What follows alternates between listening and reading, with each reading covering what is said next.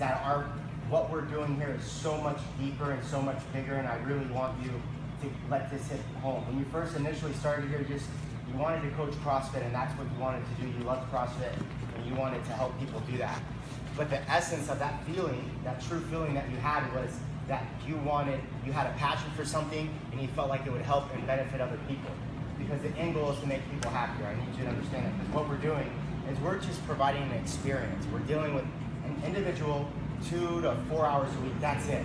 And we need to promise ourselves to try to offer them the best possible experience that we can in that hour. That's all we can do. I want to start with this quote. This is from Ben Bergeron. He leads a business consulting group, and he's dealt with many games athletes. He says, your objective is to give your members the best hour of their day. If you create an environment that is drama-free, where members feel safe, where you entertain, where members feel safe, where you can educate, inspire, where you really care about your members and make them feel important. That has nothing, not one moment did it say to perfect the jerk or to have the perfect warm-up or to have the most perfect mobility session.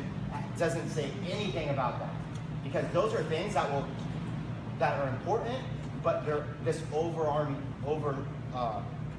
overarching theme. Here's what I have to say about this. People come to us as an escape. This is an hour of their day they want to challenge themselves, empower themselves, and come out feeling good about themselves. Fitness is the tool we are using to do that. Everything we do, from being a coach to the best coach that we can be to how we deal with people, are in response to this idea that I'm calling think bigger. All I'm trying to do when I coach my classes through the week is provide an immense experience through CrossFit. We know this program works. We're using that program here to do that. But we're just using fitness, guys, to really improve the quality of people's life, okay? So sometimes we get so upset because we didn't cue the jerk right the way that we wanted to. But listen, if they walk out and they're feeling positive and more confident about themselves, you really did your job well. We're not giving up safety and efficiency and efficacy of our program to do that, but we are doing something so much bigger, and we really need to stick home to that. So here are my points. Here's how I do that. Number one is never get comfortable. The stuff that you guys are doing, Miles is still printing out. He's still printing out his class session for the day. He's ready, locked, and loaded. He's not getting comfortable with, hey, he's finally got a job here. He's got it figured out. It's the YouTube videos that we're constantly sharing with each other, the WOD tips that we're doing. We're not getting comfortable. If I was comfortable, I could care less about how your classes were doing. I don't want to get comfortable figuring out, hey, we got good enough classes here, we got a good schedule here, we have enough membership to keep this place running. That would be getting comfortable, okay? So try to always keep challenging yourselves, taking certs. Miles says he wants to take scaling WOD. Luke just talked about doing another course online with mobility drills, mobilitywod.com. Guys, just keep pushing the envelope. Communicate often. This is really hard for me. Listen, our primary form of communication will always be email or text, because it's simple, it's in the way. And for me, you want to know why I do it? Because I know if I don't get it out, I'm going to forget. And so once I get it out to you, it's your responsibility to come back and entertain that conversation again. But it's probably the laziest way to communicate, and I understand that. So we need to follow up. When I see you in class, hey, how's it going? Give me a call. Luke calls me almost every week, 2 to 3 times a week, to say, hey, listen, I'm looking at the WOD for tomorrow. Let me be sure that I'm right. Or how would you do that? We need to, no one ever lost a relationship from over-communicating. They lost it from under-communicating and disappearing. So we need to always over-communicate. My door, my cell phone is always open to you guys. It's constantly open. You guys need to take advantage of the communication. If you say, hey, listen, what you saw today, you love that and you want more of that, dude, can we set up an hour next week to go over that? We are open. We are open to that. Lead by example. That's from the stuff that we are encouraging to jump into the group class. What a great experience that is. It's our great opportunity to lead by example. It's practicing what you preach. You cannot tell someone to do something you're not doing for yourself. And that's lead by example. It's lead by example. We came up with this idea of doing Torture Tuesday, where the members actually create a torturous workout for the coaches to do, and then we videotape it for their comfort. So we want to show that we are leading by example. It's not do what I say, it's do what I do. It's do what I do. It's not watch the YouTube video and be like, oh, that's cool, let me try that. No, it's, and let me do it to my class. It's no, watch the YouTube video, do it on yourself and know that it works, and then present it to the class.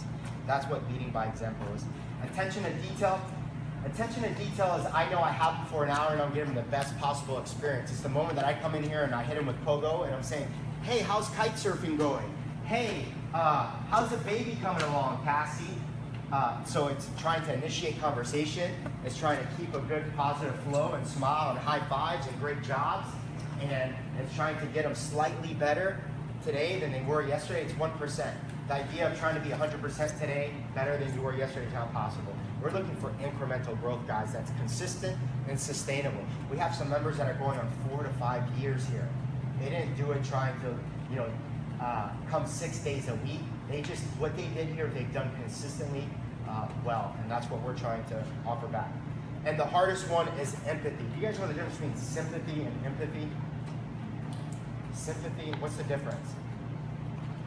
Isn't sympathy feeling bad for someone, but empathy is like being able to put yourself in their shoes? It's phenomenal. It's exactly what it is. Yeah. Sympathy is you know the emotion, right? Because textbook emotion, you're sad, right? You don't understand that. Sad is you're sad for them because you put yourself in the same shoe that they were in for the issue that they're in. That's empathy, and we need to have more empathy. Someone shows up 2 minutes late. There's something going on there. They had a bad night because the baby didn't sleep. They're taking a lot of breaks normally than they do, and you're not really sure why. You need to have empathy. You need to follow up with them like we told you, but empathy is like, they've been really stressed at work and they had a really late night project. You don't know that. It's the last thing on your mind when you're coaching. You're telling them, you're yelling at everyone to get moving, and it's the only individual not moving, right? It's empathy, guys, and if there's anything that will make you an amazing coach, it's just being real with them. We are super professional with what we do here, but we need to have empathy at the same time. We can't put up a wall when we're dealing with our clients. Cool? Think bigger, man.